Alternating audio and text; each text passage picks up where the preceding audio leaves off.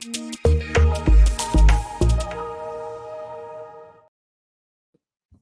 I believe we're live for the latest edition of the Data Value Show. Today we're going to have a very topical subject to discuss, which is the evolution of the CDO role. And I'm really happy to have Carl Winterbottom from Orbition, I hope I got it right this time, to talk about the topic. Hey Carl, how you doing? Hi Chris, good to see you again. And you. So as I always do with an intro, I do a lot of posts on LinkedIn, and one of the topics we were talking about was the reporting line of a CDO, and Kyle added some points. I thought it'd be great to have a chat with him, and we had an offline discussion which we thought was too good not to share our views. So we found a slot for Kyle to come on and discuss the evolution of the CDO role. So Kyle, do you want to introduce yourself? Yeah, absolutely. So my name's Kyle Winterbottom. I'm the founder and CEO of Orbition Group. I guess we brand ourselves as a talent solutions business that operates exclusively within the data and analytics world. So obviously we are UK headquartered, but we work across the UK, Europe, and out in the US as well. I guess there's two or three very distinct parts to our business. One, what would resemble more an executive search type practice, where we help organizations to identify, assess, and ultimately hire chief data officers and data leaders as a broader term. The middle component of our business is where we help organizations and their CDOs to build their data capabilities, so the technical teams that sit beneath them and around them. And then we have a kind of a talent advisory arm to our business, which helps them to, I guess, pull together different types of talent strategies, and how they're going to go about attracting talent, employer branding, all of that type of good stuff. And obviously I do a lot of this type of stuff, Chris. We have our own podcast. We host a lot of events ourselves and so on and so forth. So, yeah, we were just discussing before the show that, you've only going about 4 years, but you've made a massive impact in the community. So I think that's, it's always about differentiating yourself. And, there's lots of recruitment companies, and I know you're more than that, a talent company, but to show that you're very plugged into the market and being a thought leader, helping companies to work out, okay, it's great, as we talked about, great having that CDO, but how are you going to use them? What they're going to do to help your company achieve what they want, and which probably goes nicely into this topic, which I think I put on the post, and good old Scott Taylor has it referenced as his chief dog officer. He talks about that after chief dog officer is normally put down after 18 months, and that's sort of been the average tenure to the role, and that's not a good sign if you compare it to the average tenure of a CFO or a CEO of 4 to 5 years.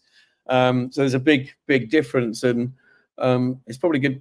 Why do you think that is? Why has that been a short, a high turnover of that role?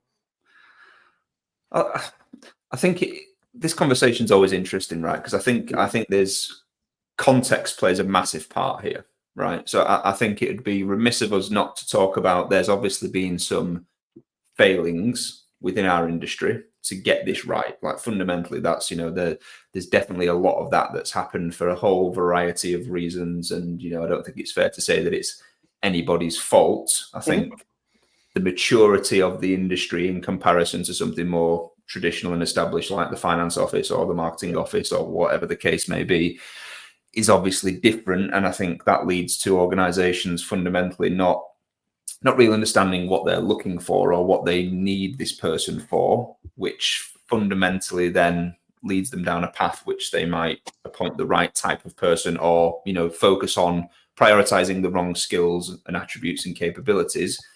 And I think the other part of it is that in most instances, organizations are going and hiring these people because they want to go through some kind of transformation, right? Unless you are Netflix or Amazon, like data isn't your core business, right? And therefore a lot of these, especially larger enterprises, are kind of trying to change the way they work with data analytics, right? So there's kind of an element of innovation, an element of transformation. And I think it's probably also fair to say what you do get with some people and some businesses is once they go in and establish the foundations and then get a business on the right track and the right trajectory, they then want to go off and do the next transformational type gig. Yeah. So I do think, and I've said this publicly many times before, I don't think it'd be a bad thing if as an industry we were to kind of make peace with the fact that we might need to have different iterations of a chief data officer or whoever is leading data in an organization, depending upon what part of the journey they are at. So I think, there's several different things to it, but fundamentally, I think it normally sits in one of those camps. Yeah, that's a really good point, and one I haven't thought of, and I think it's a reference we're using, having the right people on the bus when you're on your journey of a startup or of a company, and the people that are on the first part of the journey may not be the people you need for the complete journey. So I think if you flip that to obviously CDO being the data industry be a very fast-paced moving technology and environment, that maybe that's it. Is that you've taken a company that's scaled so much that they need someone that's the next sort of like level. So they've maybe helped with the foundation piece, and they maybe need more technical then. That they were more the technical whisperers, bridging that gap between the business and the existing development teams. Whereas later on there's a better understanding and maybe put in the self-service capabilities or the guardrails, as you like to call them. It's a different beast then. Is that person needs to be more of a salesperson. So it's an interesting view. So we have to tell Scott Taylor that they don't all get put down. They just go to another nice field, another farm somewhere, which I may have told my children in the younger days when the dog went, but they know now the truth. So that's a very interesting view on it. So and I think the other one is the maturity of that role. So you mentioned is not everyone really knew what they wanted from that CDO, and I think I did a jokey post about it. Is the CEO said, "Oh, we're going to be data. We're going to monetize our data," and then the CFO going, "Oh, great. What's the strategy?" Is I've hired a CDO. Oh, that's your strategy. And so it's that. Oh, they've got one. I've got to have one approach, and which probably leads us neatly maybe into this org structure piece of the conversation. Is that CEO goes and makes that decision. He goes, right, I'm going to hire a CDO. Where he puts that CDO, and we discuss whether could that influence the ability for them to deliver. Yes, I personally think so. So I think there's a lot made about reporting lines, right? And I think the hard facts with it are that in theory, it shouldn't really matter where data sits within an organization. It's fundamentally about the CDO that gets hired, their abilities and capabilities and skill set, etc., and also then the person that they report to. And you get that starts to get you into conversations around, how influential are they in the business, and do they have a seat at the table, and what can they do to promote and support, and so on and so forth. So, and I think that's right. However, what I do also think is that from experience of taking CDO mandates to market on behalf of organizations, that we are at a place in time now where a lot of people, if you were to go and say this role sits under the CIO or the CTO as an example, there's a lot of people that are put off by that quite quickly, because I think they view that or perceive that to mean certain things. So people will openly say where a data office sits, whilst it shouldn't matter, it fundamentally tells me a lot about how that business perceives what data is, and therefore the knock-on effect of that is how it will be treated, how it will be invested in, so on and so forth. So again, I don't think there's a right or wrong answer to this, and I know we've spoken about this before, right? It's so contextual to an organization, because if you are a product-led business, then it may make the most sense for your for your CDO office to sit as part of a product or a tech team. So it's a hard one to answer, because I think you can never get that right no matter what you say, right? No, and I think this is something we talked about before, and I think Scott Taylor's just joined, so we just did a shout out to Scott, Val, and anyone else listening. But yeah, so we're just talking about your chief dog officer, Scott.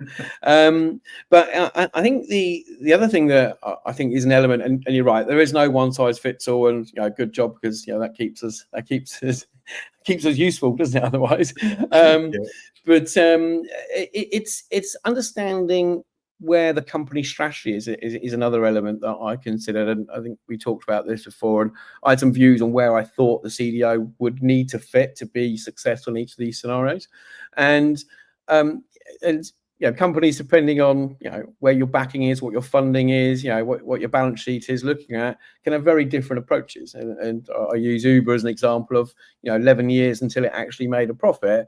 They weren't worried about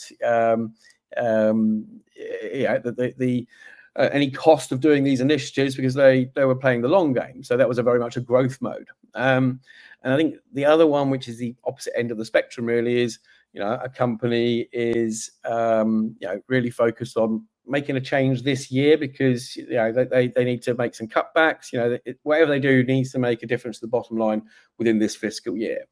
I think the only way you're going to get anything decided then is you work for the CFO, or that route there, is because he's not going to sign off anything you want to do. But if you can come with a good enough business case where you save some money this fiscal year, he's going to want to do it. So I think the one in the middle, which again, there's probably different grades of this based on the maturity of the organization.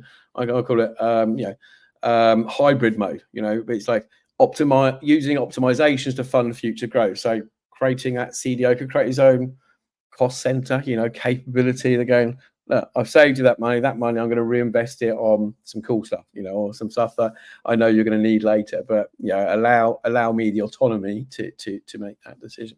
I think that's the key thing. It's autonomy to deliver against the objectives you've been given. But making sure the objectives given are aligned to the whole C-suite may be very different, because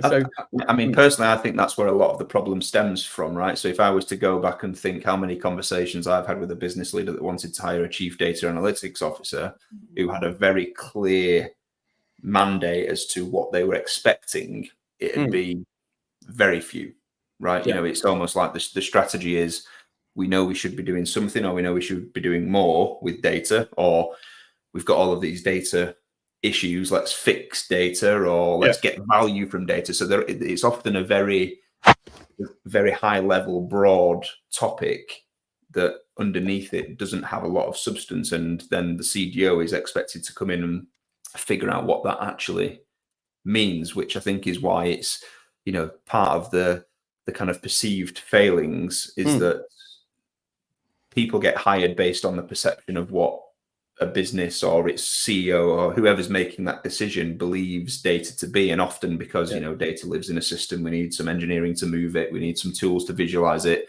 It often gets grouped in with technical type of skills. And then you get into this, to your point earlier about the kind of the sales and marketing ability of someone in certain environments, that is absolutely fundamental to the job, but often they're not the skills that are being assessed. So the whole ability to influence or communicate or tell stories or whatever the case may be often goes amiss, because what they are focusing on is what they think they need to be focusing on. So as far as the mandate goes, they probably hire the right person, right? As far as that job description, it just so happens to be that it's probably the wrong job description that they've created, right? So. And again, there's probably that sales thing. They need to sell that role to someone for them to come there, even though the role they're going to may not be as good a description as may have been on the job spec, which got them there. Which I suppose it's being able to, and I suppose this is where you help with your people you work with to make sure they ask the right questions, to make sure they're going into a role that that they've. The right skills are actually needed from what they can actually do, rather than relying on things they may not want to do. Which leads us. Sorry, go on. Yeah. So I was going to say it's a two-way street as well, right? So of course an organization will be trying to position themselves in the best light possible, and there will be organizations that will happily say our data's a mess or it could be better, but actually no one's going to paint a dreadful picture, right? Because fundamentally they're trying to attract great people, right? So there will be an element of rose-tinted glasses for sure, but it works the other way too, right? So often we talked about the tenure a second ago. If someone lands in an organization, I've had it many times where, people will reach out to me and say, I've been here 6 months, I've made a terrible mistake, I might be looking, keep your eye out for me. And, as harsh as this might sound, that's kind of also on them a little bit. Like, I'm sure they've been told a few white lies to get them in there, but fundamentally they probably should have dug a little bit deeper to, ask more pointed questions, which may give them an insight into actually what is going on here. How much do they get it, in quotation marks? How much are they willing to invest? Do they have budgets assigned for all of this kind of growth stuff that they're talking about, and so on and so forth, really? So it can be a very complex and complicated kind of topic to navigate. Yeah, and you don't want to be jumping around every 6 months. It doesn't look good with not actually starting lots of stuff and never completing things is not a good thing to reference. So, and this is something we've talked about before with people in the past, but roles, skills over roles. Okay, so we talked just before the show of back at the beginning, back in the good old days when I started, we put you put multiple hats on. You didn't call yourself a DBA, you didn't call yourself an ETL developer, you didn't call yourself a report writer, you didn't call yourself the DevOps or your deployment team. It was a small group of people that just got it done. And I think we went a bit too role crazy. So we just got too many roles in there, and boiling it back down to is, okay, what are the skills needed and to achieve the outcome for the role that's being defined? And so what would you, and I know there's gonna be no right, what would you list as the key skills needed, and maybe that maturity scale of a CDO for a company that's at the beginning of its maturity, and a CDO maybe that's coming into a company that's a bit more data mature, further along that line? Yeah, I think that's a great question. I think it's also worth defining what we mean by maturity to a certain extent, right? Because I think, if you're thinking about the tech startup world as an example, you're probably going to need someone who 100% can roll their sleeves up and get stuck in and still code. And, I've made many a joke on LinkedIn about the fact that you get CDO job descriptions that have Python as the number one skill set they're looking for, right? And in the majority of cases, that probably isn't right, but there definitely will be some cases that it is, right? So it depends on, I think, the business, what it does. If it's product led, which I know that we touched upon earlier a little bit. So, and then you start to get into the concept of foundations. What do we mean by foundations? Are we talking here data governance policies or frameworks, which will vary dependent upon the organization, the size of the organization, the sector? I know of some very, very large global brands that aren't regulated, that don't have data governance teams or people in them at all, because their stance is, well, we can't get fined, so who cares, right? And obviously their CDO thinks, well, that's just ludicrous. How am I supposed to do great analytics, right?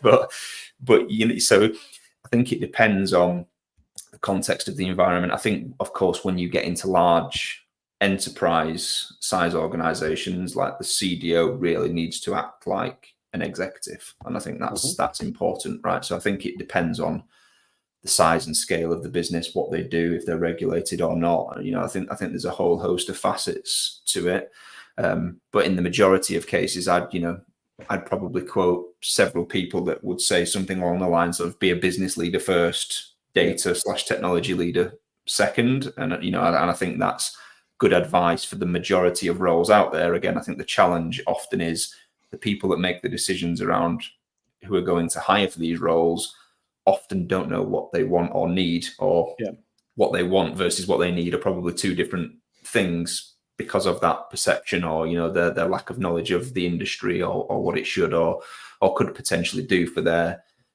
business, which then leads you down that garden path where you sometimes have the wrong, the right person against the mandate, but the wrong person for probably what they needed.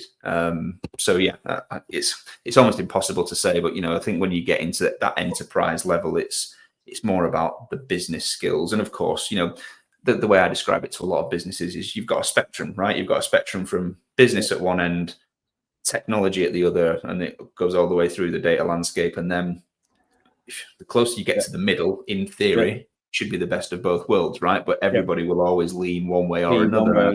It depends on the size of the business.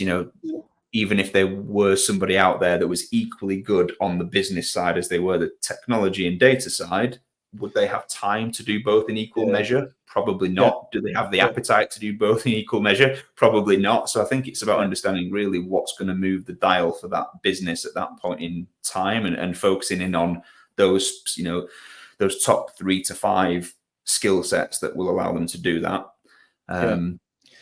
It's a really good point, and the fact that, I suppose, if anything, you probably have to have that business is the direction you're going in, where you are on that technical and how far you keep that technical knowledge. But I suppose if you're pursuing a CDO role, at some point the idea is, you want a seat at the table. You want to be able to, but you still want to have enough knowledge and skills to be able to talk and communicate to your data team.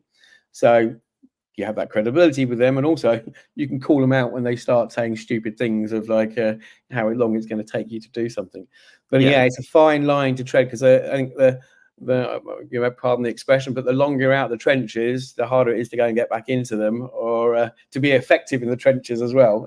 It's harder. So, and I think that's why people end up often getting into a certain type of role and organization, right? It's very seldom that you'd see someone working for, I don't know, a FTSE 100, then all of a sudden they end up at a startup unless they start it, right? It's because it's just a different environment. So in those smaller businesses, absolutely, yes, they will need an element of business focused skills, but they also, it might, at that point in time, might be more important for them to be a technical leader first, and, leave the rest to other people. Whereas as soon as you get into the enterprise world, there's some data and analytics teams and capabilities out there that are kind of 2,000 people strong, right? At that point in time, really, you should be in the business, for want of a better phrase, like figuring out how you get the most value out of working with each department, and how all of that aids the strategy that they're trying to drive, at a functional unit level, I guess.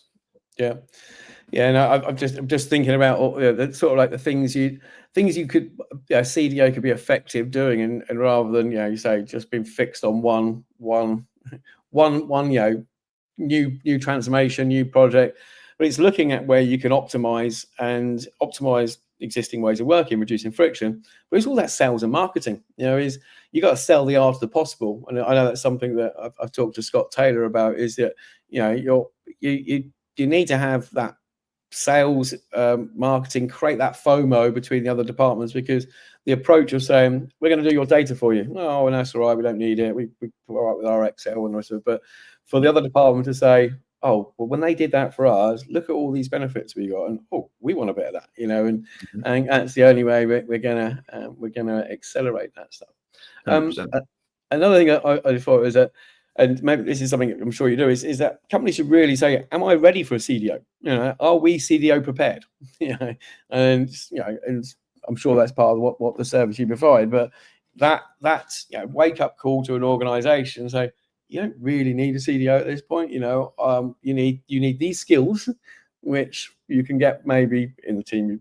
You obviously want to upsell in a new role, but someone that's got those got the skills you need at that point in time, and then a route maybe when's the right time, and before you do that, work out how it's going to sit on the board and the responsibilities, and have the job spec agreed with all the other people in the board, because you don't want to come into I've been wheeled into a new job before where I couldn't give my title because they hadn't communicated that the people that are going to that applied for it, I got it, and that's not a place you want to go into. So, having everyone having that clear understanding of what you're doing is key. So right, so I think let's talk about this. We talked about the AI chief product officer, chief AI officer. We want to move to this more data product delivery away, and we're promoting self-serve and creating foundations that people can. We help with creating foundations for people that can have data product teams that can deliver that. But if we're moving to this new product route, and all of these data products are reporting to a CPO, a Chief Product Officer, I did a blog. Well, actually, my friend and I did a blog which we worked on together, which was about wrapping as a service. So wrapping data into part of the product you have. To do that, your data team needs to be embedded within that product team. So if we're moving to that more product-led and AI is part of that product, so should we be moving towards should we give it a fancy title, a Chief Product Data AI Officer, a CBDAI or something like that? But is that the direction you think we may be going? Well, I think we're definitely going towards a product way of working. I think largely that's been quite heavily adopted now. I think like a lot of things in our industry, titles included, the complete lack of standardization around what titles mean in different organizations, are, in all honesty, they're pretty wild, right? We could line 10 CDOs up in front of us now, and they would be, have very different skill sets on wildly different money.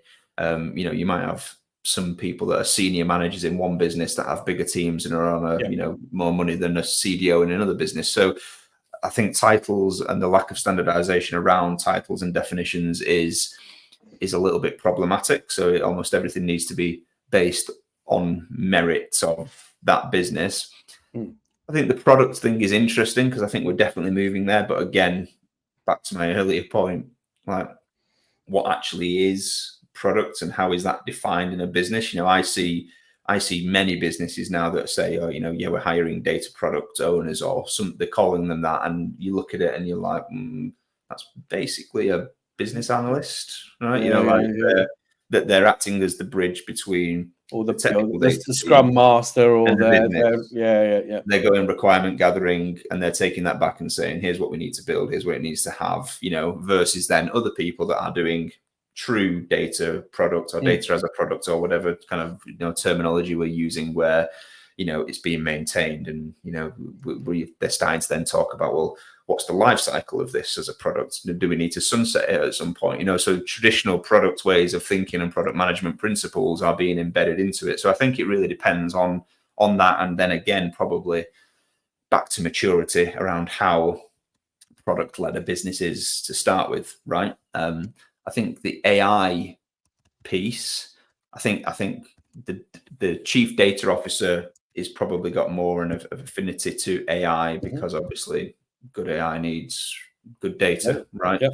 And I know of, we host a lot of events. We had an event last month, and there were some people that told me while I was there that basically said, it almost feels a little bit like a land grab moment. And some people have recently joined new organizations who part of their negotiation was that they wanted to have AI in the title. So it was Chief Data and AI Officer, because they feel that if that goes to somebody else, then where does that leave them on this kind of trajectory that we're on, right? And obviously AI is all the hype, probably similar with the CDO role itself several years back, right? Once you've got the title, rightly or wrongly, you're in the vicinity then of when these new and bigger jobs start coming up, which I don't think it'll be long before, you're starting to get chief data and AI officers becoming more and more of a thing, or chief AI officers on their own.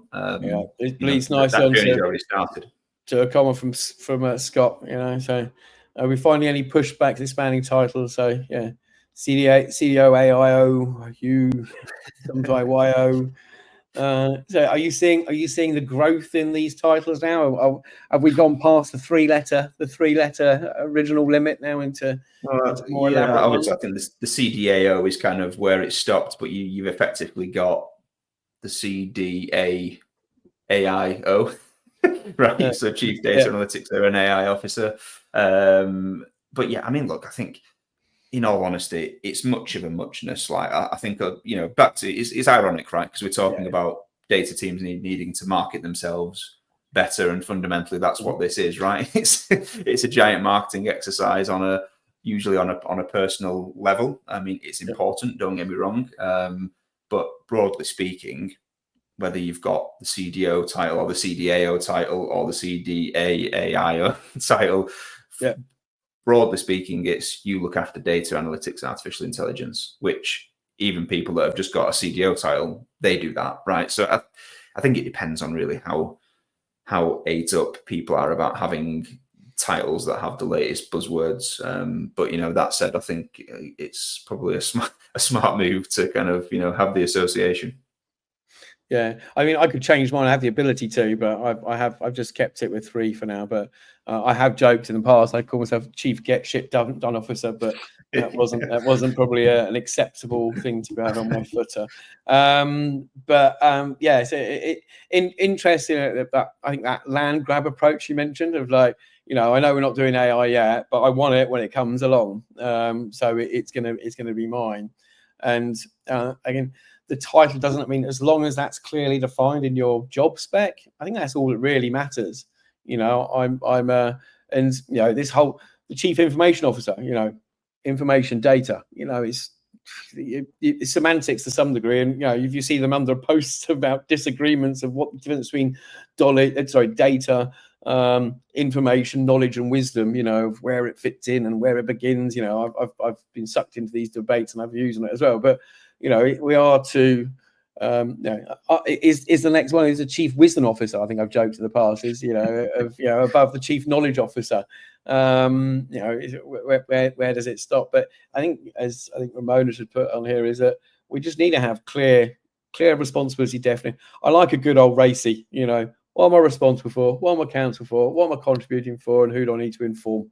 Or to get have a clear of any other C-suites on there where I do that. Do I have my own budget? What are the company's objectives? You're in growth mode, and I think then don't matter about the title. You're in an environment that you've been set up to succeed. So I'd agree with that. I think as I said before, we'll fill jobs. There might be a head of or a director role that has a bigger role, remit, responsibility, accountability, budget, etc. than the next role will fill, which has a CDO title, right?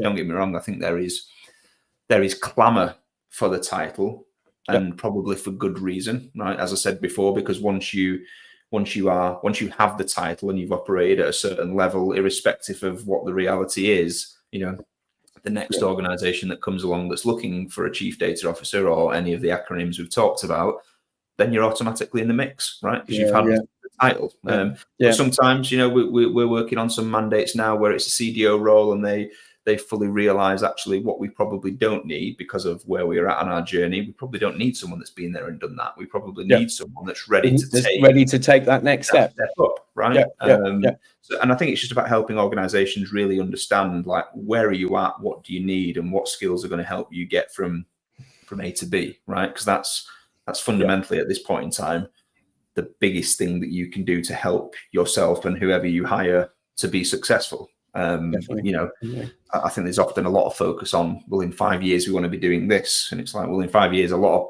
businesses want to be doing a lot of things. 5 years ago they want to be doing that too, and they're still not. So in 10 years they want to do Hadoop. They don't want any more. So you need to make sure that you're going the right direction as well. So I think, good comment from Veronica, and I think, people looking for unicorns. 50% technology, 50% business planners, and 50% sales at maths, and obviously 0% in mathematics. So in fact, we've got another comment from Chris. Okay. So maybe that's the exception for you, Russell. You can keep your chief. I think the whole thing with the CIO is it's a fascinating conversation, right? Because I think the CIO, for whatever reason, and I don't know the heritage of that, probably all that well, but that fundamentally now has become an IT thing, right? Information and technology, and sometimes it was split or sometimes it wasn't. But if you read the title, there's in theory no reason why that shouldn't be or could be the same job, and in some businesses it is actually, right? And I think part of the feedback we got when we did one of our recent roundtables where we talked about the future of the CDO role was that there was probably, there's been a lot of high profile businesses that have at one point in time made the decision to move their CDO or chief data office from under the CIO into the business, in quotation marks, wherever that may be, whether it's transformation or strategy or commercial or finance or yada, yada, yada. And then for whatever reason recently have reversed that decision, cut the scope of the CDO, maybe removed them altogether, put all of the technical people from a data perspective back under the CIO, and then they're back where they started several years ago. And, we got into the discussion of why that's happening. And it was like, well, because fundamentally a lot of, we talked about building the foundations. So people are going in, building the platforms, doing all of this type of stuff. And if they're not getting to the point of demonstrating some value, and again, business value, my favorite comment, value, right? But if you're not getting to the point of delivering it, which I think that is unfortunately a lot of the experiences of many kind of CEOs would be, we've paid a lot of money, and what to them, due to their lack of knowledge, is we've got two people who seem to be building technology for us. Like maybe the CIO can just do that. And I think it's about splitting that out. And there's a lot of people that, claim that, well, let's have the chief data officer as the people that are using data to drive value, and let the CIO or the CTO to worry about the tech. And I've had many people on our podcast who would say, living in or under tech is probably the easiest place to get stuff done. But it's probably the worst place to actually get the right stuff done for the business. You might build the platform, but you may not get the tenants for the platform. And an interesting point, and the history of the CIO role and CDO role, and how I've seen, I suppose, over the years is when analytics, or BI as it was just called back then, was run out of the business. It was like shallow IT. They cobbled together budgets to do stuff, but then gradually it was being IT got involved a little bit more. But the CIO was looking after all the operational systems, so the creation of the data, rather than directly the analytics, maybe operational sort of stuff, but never the analytics that was then, batch overnight, decisions made. And, gradually those two things have been coming together more. So you now have, with that role of the CDO role coming along, but it was still very much us, them, operational systems, DevOps, data systems, data ops, the connection between the two loose still. With the move to decisions being made in operational activities based on analytics that's being created, the world's becoming much more blurred. That whereas before maybe you could say, all right, CEO, you do this. All right, CDO, I'm doing this. If you're now trying to make data-driven decisions and automation within your organization, I don't think the two roles can exist together. I don't think that there's a place for both of them.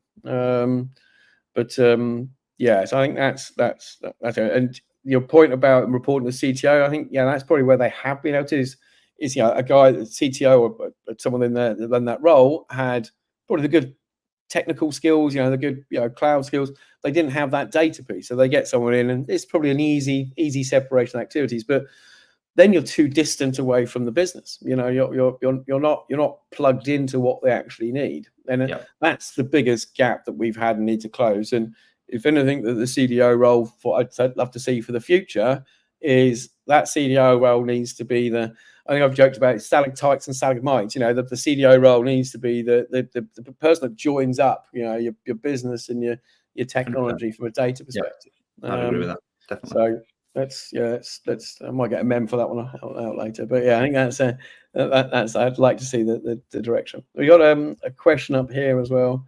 Oh, okay, well, this is something we've covered a little bit. I'm not sure who this one is actually, because I've got to have to. Oh, it's Mark Venn. There you go. Hey, Mark.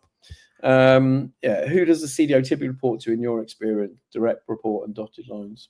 It's normally the CIO, I'd say, in the large majority of cases. As I said, there's been some high-profile moves out of CIO into a business function. A lot of those decisions have been reversed. I think there's been 5 or 6 here in the UK, fairly high-profile businesses that have made that decision this year.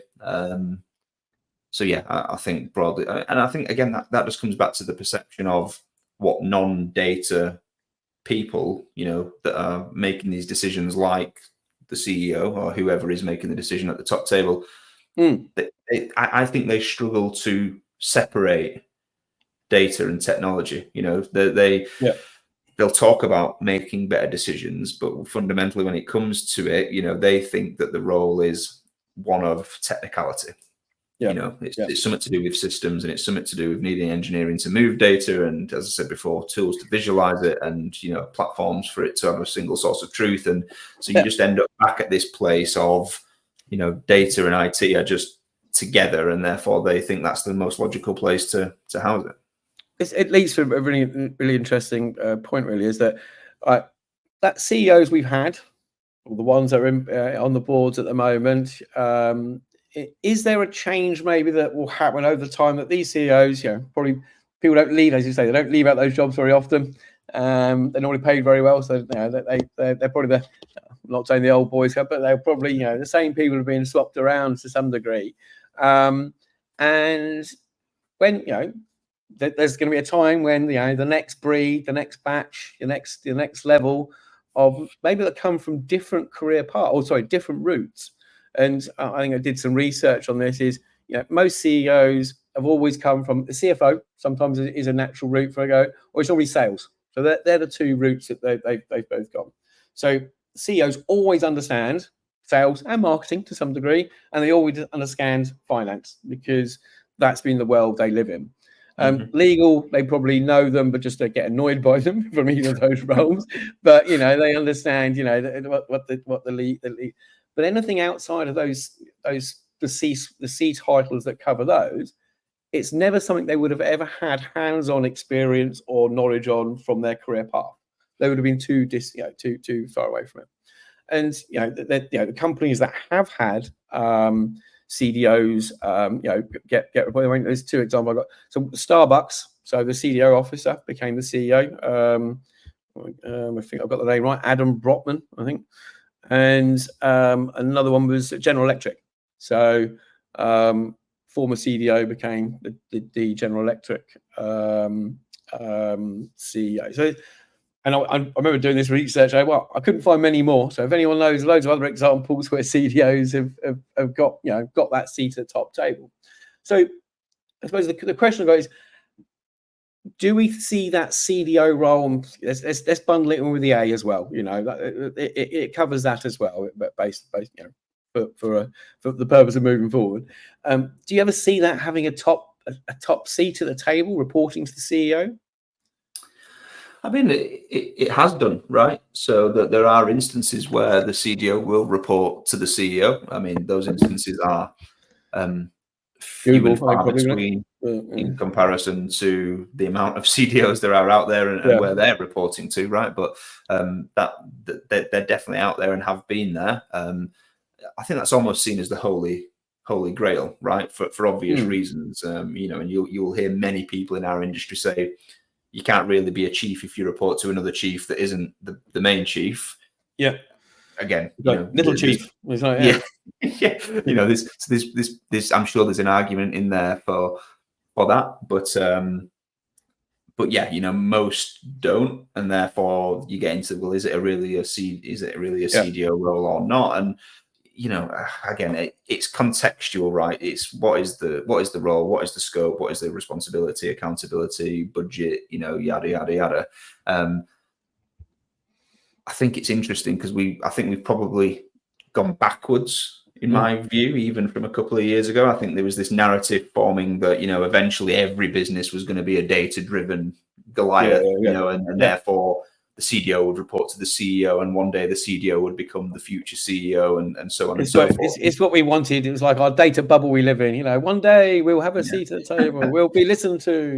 Yeah, and I mean, look, there's been some fairly high-profile, CDOs that have moved into like a COO role. So there's a big argument for that, given how, especially businesses that are maturing in that journey, that data will become a mainstay of their operation. Operation efficiencies is probably the main monetization channel for data. I mean, the other two, wrapping, as I referred to earlier, and then selling your data, they're less likely that you'll less likely that most companies will need. But optimizing with data, it's where the real money is. It's where the real savings are. Yeah. I mean, it's interesting, right, as well, because part of the interview process often is geared around these companies. As I said, they often don't know what they don't know, right? And they can take some advice from someone like me, but actually it's often more powerful when they hear it from people they're speaking to. So, for example, there's a FTSE 100 that we helped to kind of find a CDO role, and this business were kind of hell bent on the fact that they had this really unique data set that they thought they could sell. And I was like, yeah, you do. You could sell it if that's the strategy that you want, but you will definitely, given the size of your business, you will definitely, benefit more in terms of top and bottom line from using data than you will selling it. But it took 2 or 3 people who had gone, so part of that mandate was, we need somebody that has, built and sold data as a product, monetized it in terms of selling the data set. So I went, and I knew full well what had happened. We'd bring someone in, they'd have a conversation, they'd inform them that actually, yes, it's possible to do this, but they'd be better off doing something else or focusing their time and money in other places. And then lo and behold, it's actually, okay, yeah, maybe we need to change the mandate slightly. So, and I think the process can be a two-way street sometimes. And often what you do find at this level when companies are hiring is because they don't really know what they want and they don't know what they don't know. It sometimes takes them to speak to a few people to realize, okay, actually, maybe, not as much of that as we thought, and maybe a little bit more of this, or maybe this is where the skill gap is, or, whatever the case may be. So I think the other interesting point is there's a lot of conversation around, as the CEOs of today go off and enjoy their nice retirement, they were going to have a future generation that have been brought up in a digital and data-led world, right? So, and I think that's been evidenced by, if you think about the makeup of non-exec teams for most businesses, it's, normally someone from finance, someone from legal, someone from an operational and a sales background, marketing, maybe, so on and so forth. There are definitely more non-exec type roles for CDOs now. So we're seeing a lot of that. And I think, that's a good sign, because they are, even if they don't have a CDO, they are getting people that have been a CDO elsewhere in to help them and advise them, which I think is only going to be a good thing. So yeah, who knows? Maybe one day, we have a future generation where the CEO of big business came from, being a data analyst or something like that. Yeah, and I think mate, I suppose I'm going to contradict myself here. I'm going to argue myself, because we've been too agreeable through this podcast. But I think it's quite clear to understand the other C-suites. Okay, marketing, I do marketing. Finance, I do the books. Chief legal, we run after. We make sure you don't get sued. It's clearly understood each of those domains, and data crosses those domains.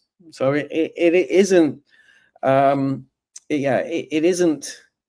I suppose maybe having that dotted line to the CEO is something that needs going on. Is having a seat at the table, even though you're maybe a capability that's there, and maybe where that product role came into it as well. Is if you're a product-led organization, data should be part of that product.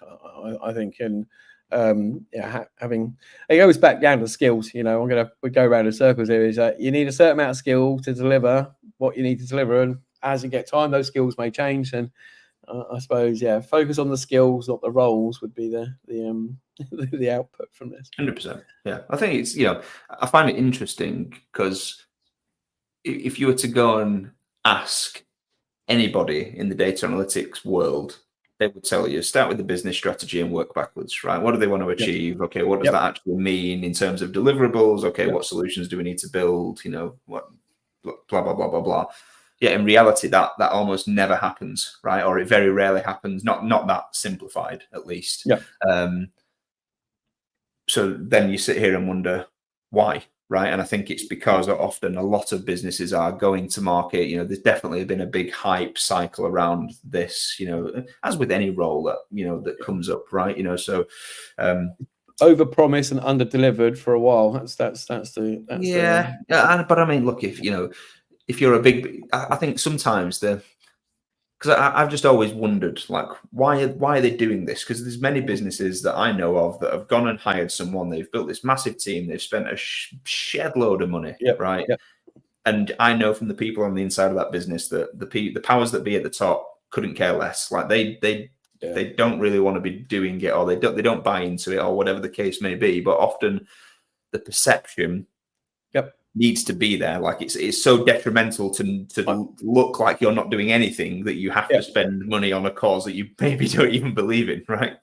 Yeah, and I've had little rants about this in the past, and that's because maybe I've had a foot on both sides. Is that, you know, technology people like building stuff, you like engineering stuff, and sometimes you don't know what you're not connected to. I joked around this, we should be taught basic profit and loss accounts and balance sheets, but it's just having that cost awareness of we're doing this because we're running a business. And, you know, great, you can go and automate this thing here, but I only do it once a month. You know, this thing I do 5 times a day. I want to automate that, and there's a product that can do it for me. Can you implement that? And so it goes back to having the right people that you need. And I think we need more problem solvers out there rather than and actually knowing the problem they're solving.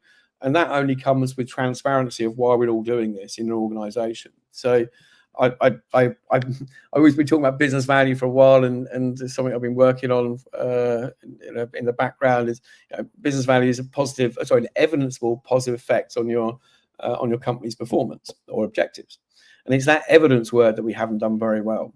And I think if we are able to focus on optimizations for business, and, you know, any CDO out there, if you like, you're going in there, the first thing you're trying to do, rather than build a nice new shiny platform, you know, go and look to see what you can optimize, improve, save, reduce the friction on very, very quickly, to actually, without building a whole new platform.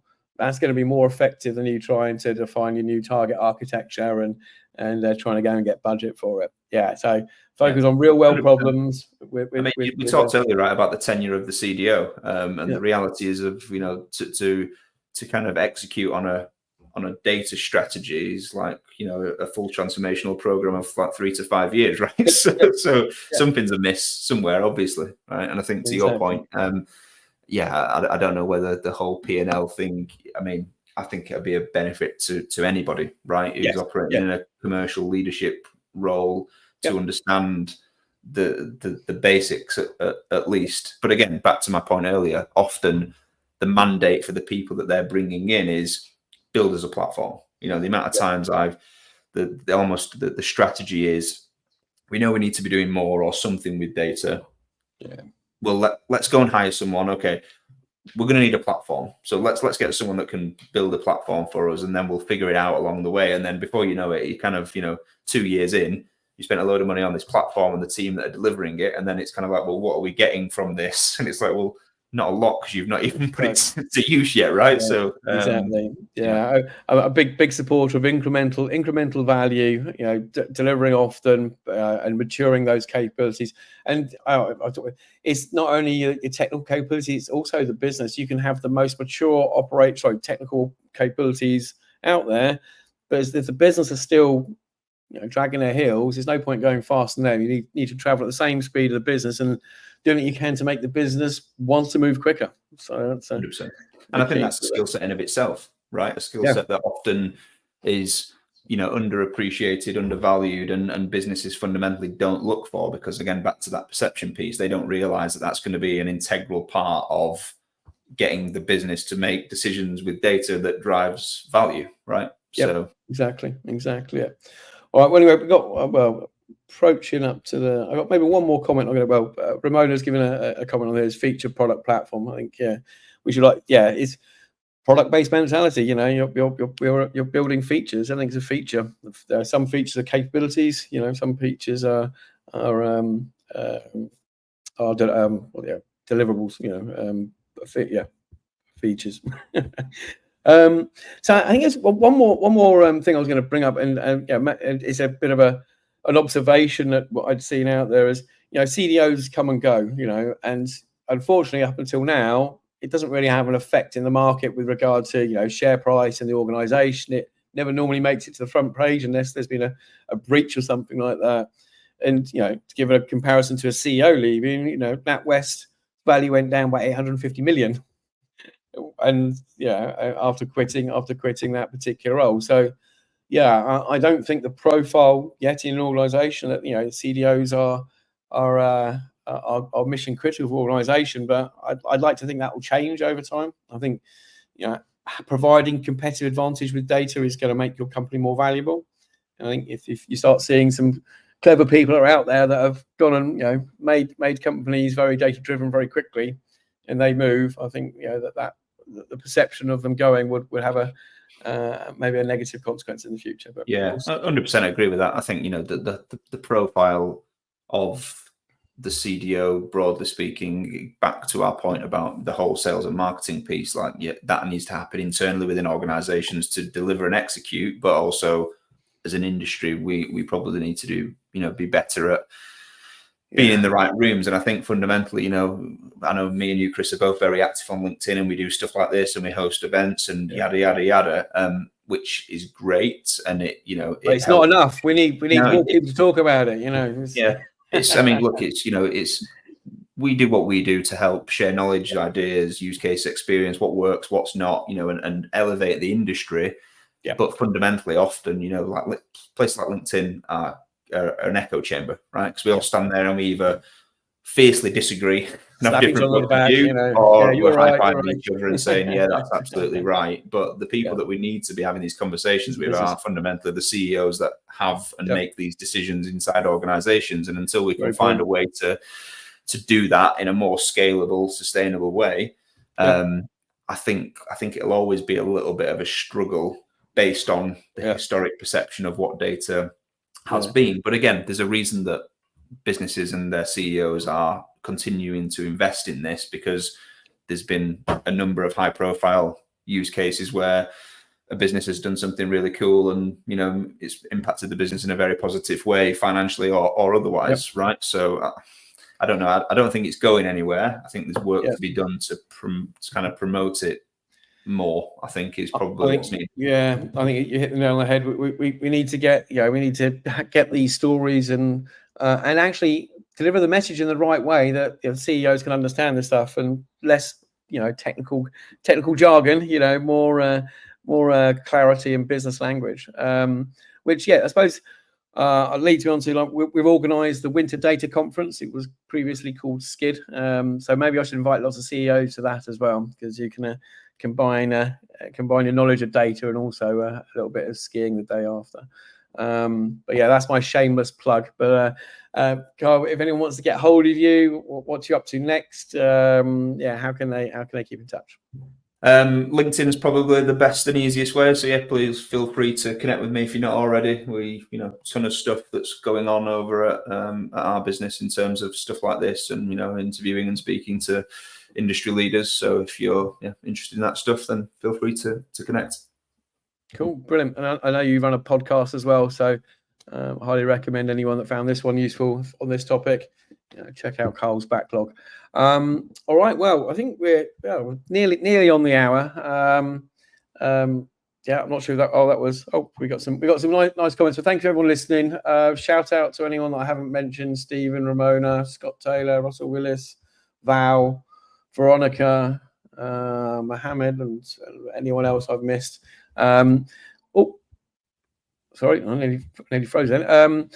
I'm not sure who's on next week, so I haven't actually got the update for next week. We had a movement of calendar, so I think we'll go ahead, but we may have a last minute guest. But Carl, thank you very much for your time. Really enjoyed the chat.